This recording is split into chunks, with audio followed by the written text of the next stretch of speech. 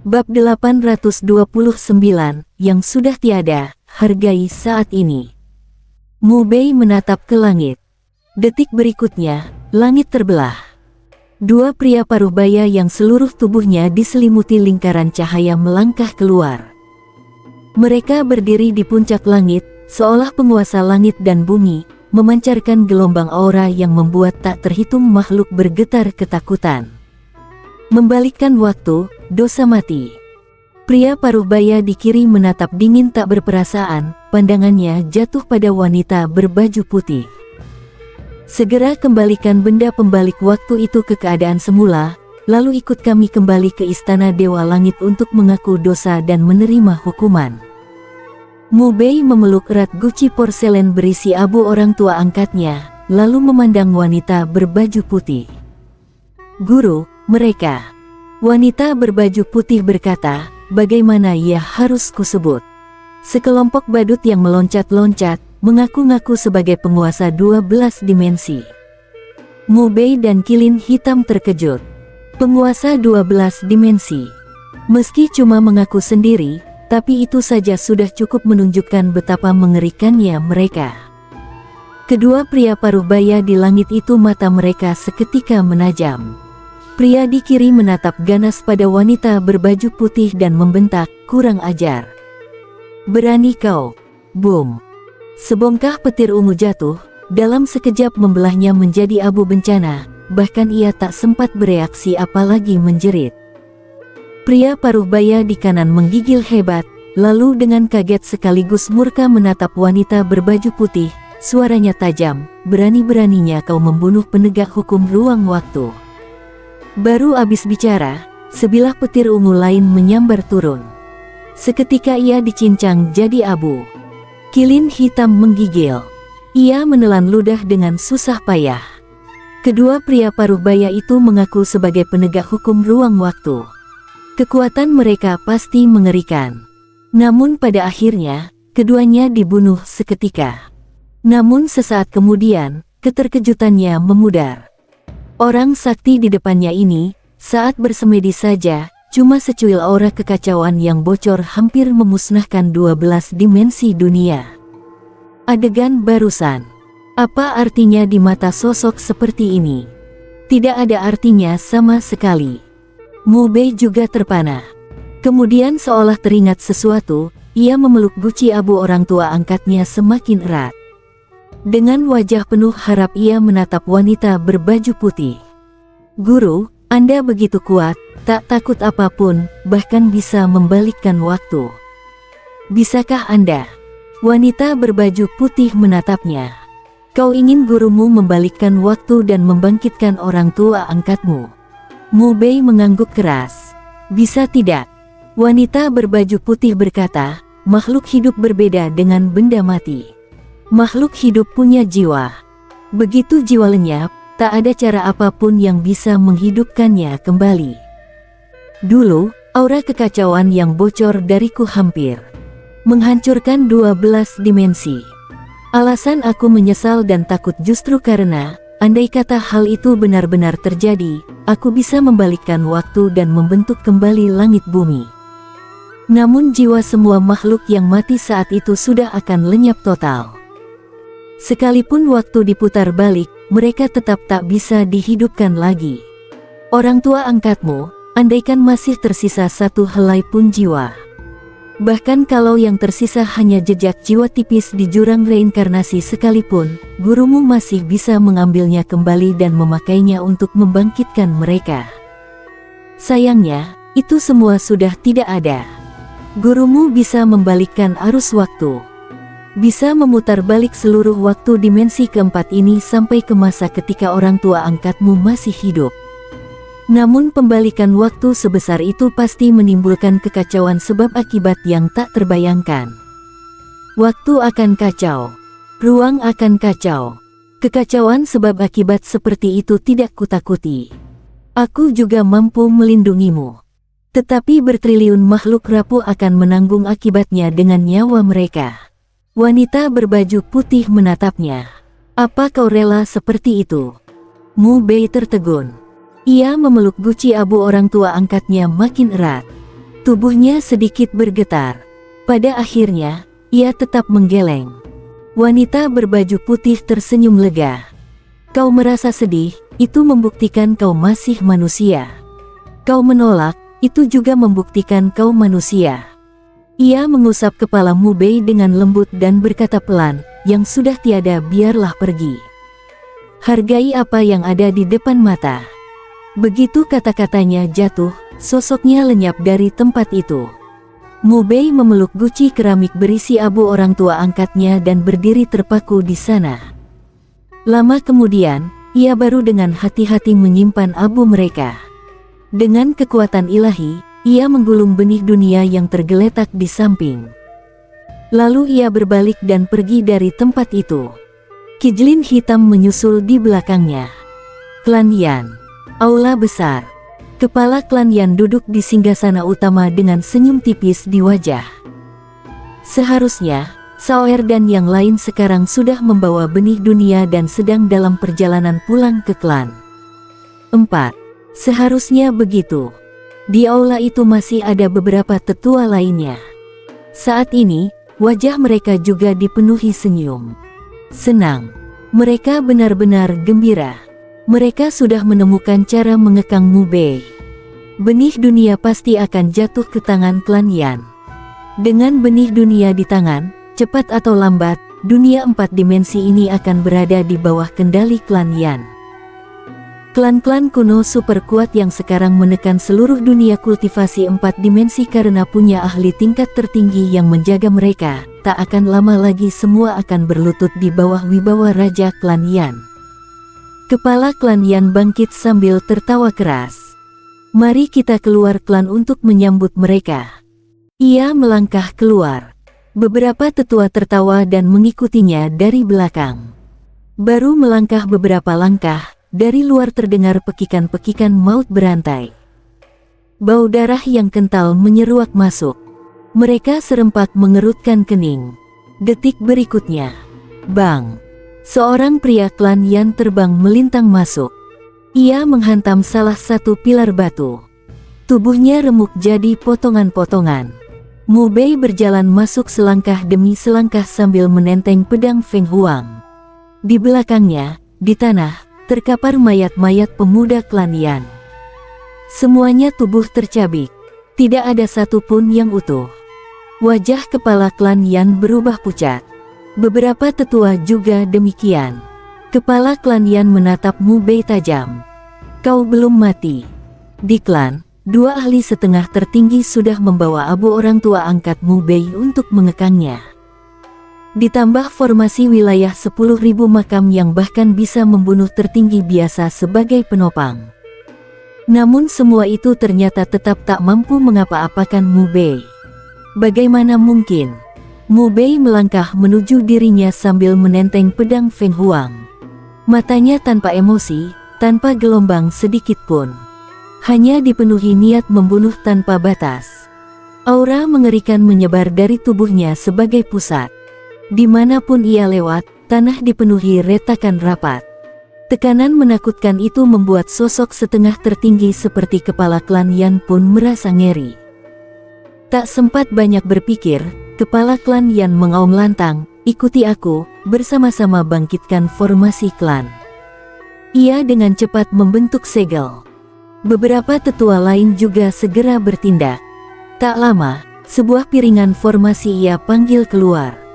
Piringan itu segera berkembang menjadi sebuah formasi pembunuh besar yang menggulung turun, menutupi Mu Bei. Mu Bei menebas mendatar dengan sekali tebasan. Krak! Formasi pembunuh itu hancur berantakan. Piringan formasi retak dan meledak. Detik berikutnya, Mu Bei sudah muncul di depan kepala klan Yan. Sebilah tebasan pedang jatuh lurus dari atas.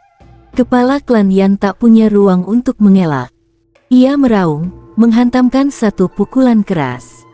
Sebuah jejak tinju yang sangat mendominasi terbentuk darinya.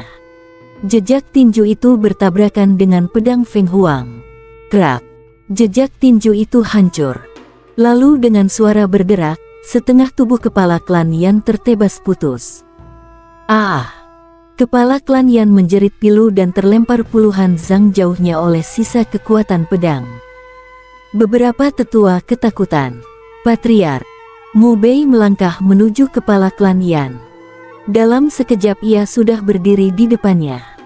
Seluruh tubuh kepala klan Yan berlumur darah, tampak sangat menyedihkan.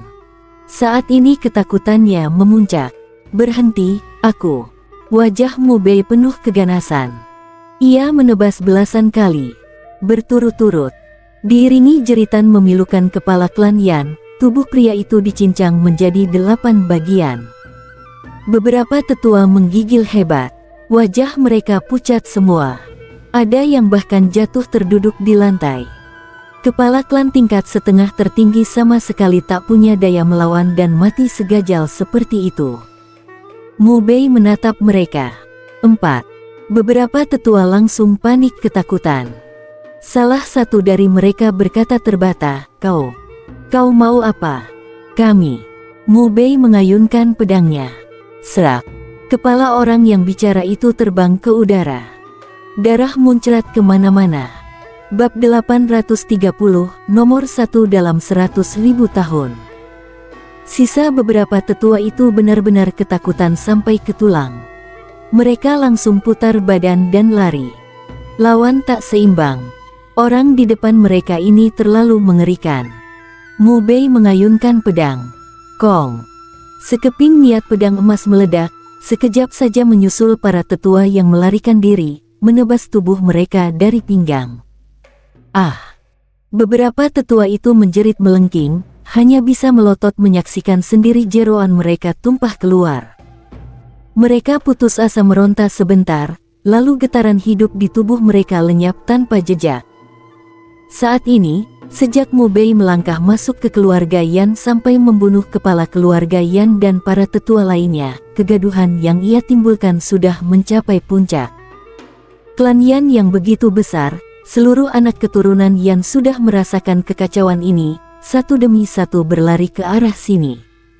Patriark, para tetua, melihat pemandangan di depan mata, semua keturunan klan Yan langsung pucat ketakutan.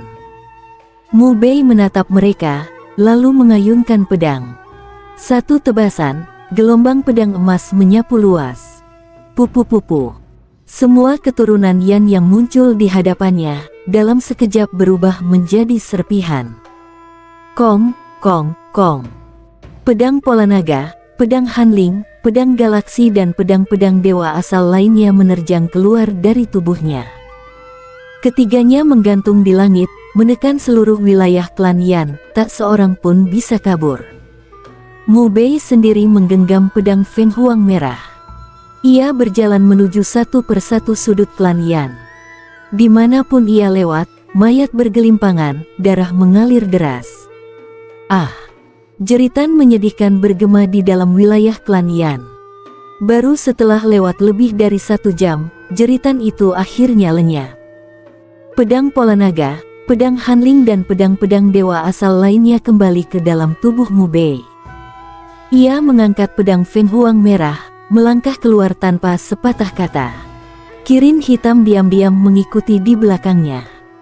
Tepat di saat itu, terdengar dengungan pedang yang amat pelan dari dalam tubuh Mu Bei, lalu suara itu perlahan-lahan semakin nyaring. Di sekeliling Mu Bei, bunga dan pepohonan aneh seketika layu. Seiring langkahnya maju, semua tanaman yang memiliki kehidupan di jalur yang ia lewati, semuanya mengering dan mati. Kirin hitam buru-buru mundur, dalam sekejap sudah menjauh sangat jauh dari Mu Bei. Ini, ranah pedang. Wajahnya dipenuhi rasa gentar. Ranah pedang.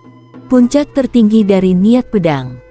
Pada detik ini, kekuatan ranah pedang muncul di tubuh Mu Bei. Kekuatan ranah pedang semacam ini terlepas tanpa sadar. Dengan Mu Bei sebagai pusat, dalam radius 7 zang, setiap tempat yang dilewatinya, semua kehidupan seketika mati.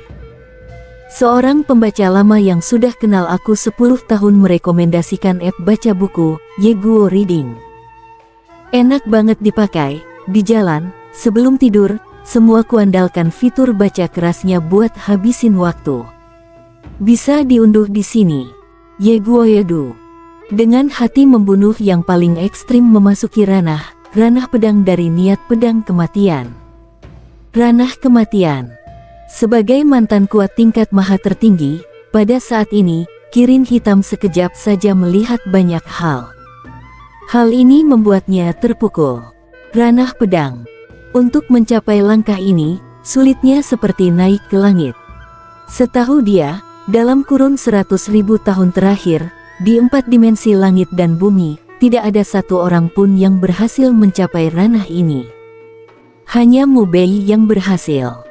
Namun, sesaat kemudian, ia menjadi diam. Ia sangat jelas tahu, dari mana datangnya hati membunuh paling ekstrim dalam diri Mu Bei.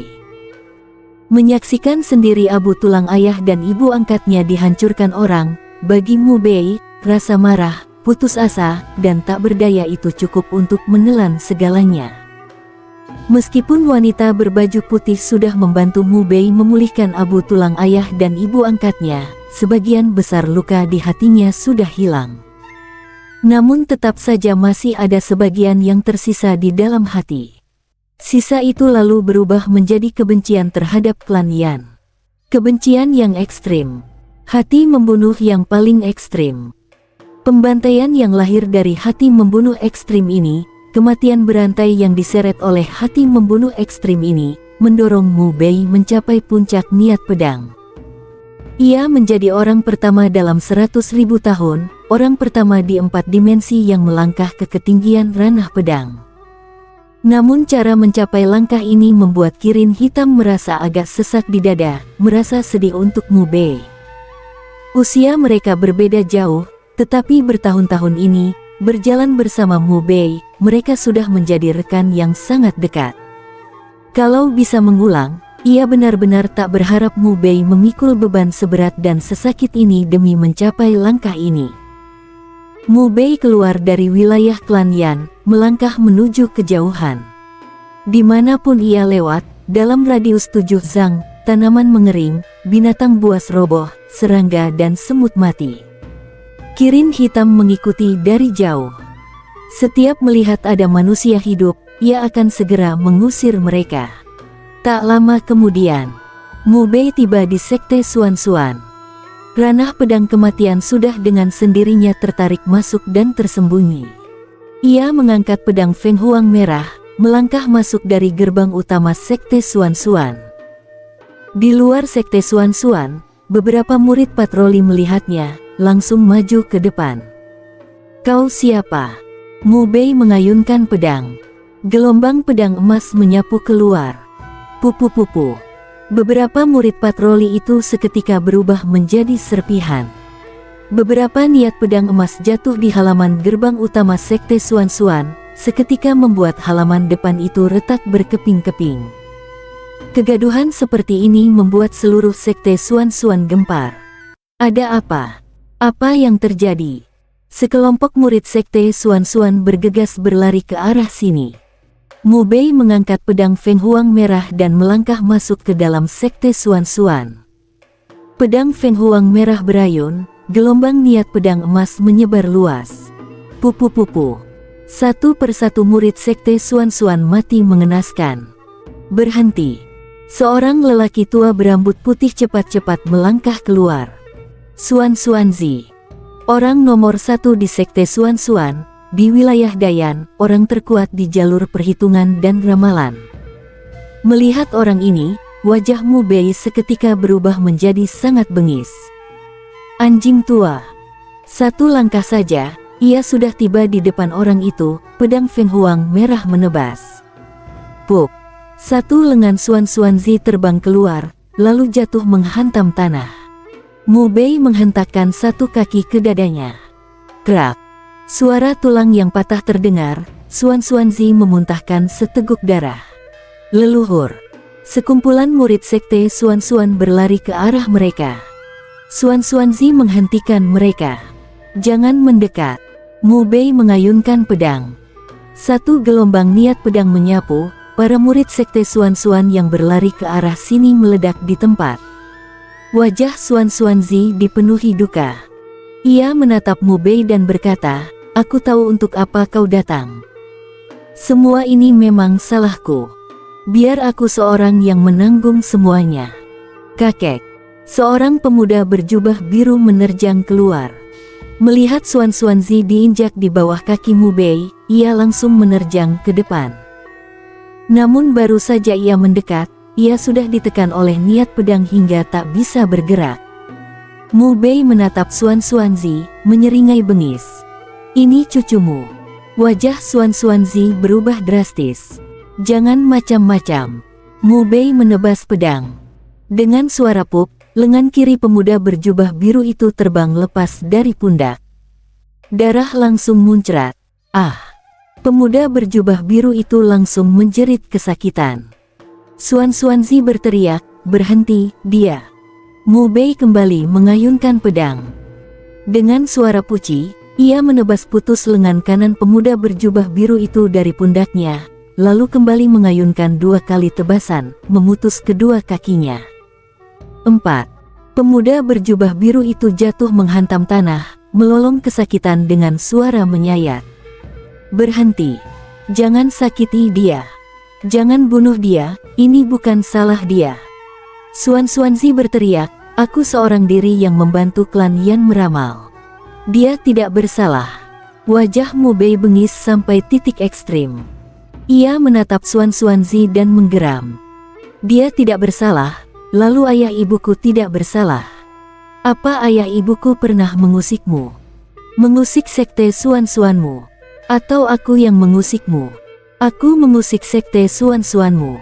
Hanya cucumu yang tidak bersalah." Ia kembali mengayunkan pedang. Puk, puk.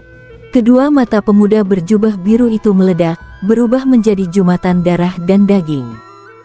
Air mata tua Xuan Xuanzi mengalir deras. Ia memohon kepada Mu Bei sambil berteriak, "Berhenti. Kumohon, jangan sakiti dia lagi, lepaskan dia. Aku minta maaf padamu. Aku benar-benar tak punya pilihan. Sekte Xuan Xuanku berutang budi yang sangat besar pada klan Yan.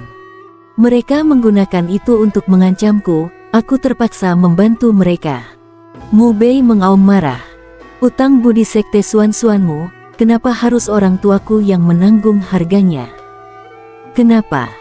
Ia mengayunkan pedang dengan brutal, menebas lepas kepala pemuda berjubah biru itu. 4.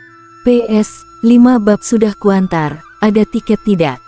Beberapa hari lagi, Long bakal lanjut mengamuk dengan deretan update, ya. Bersambung.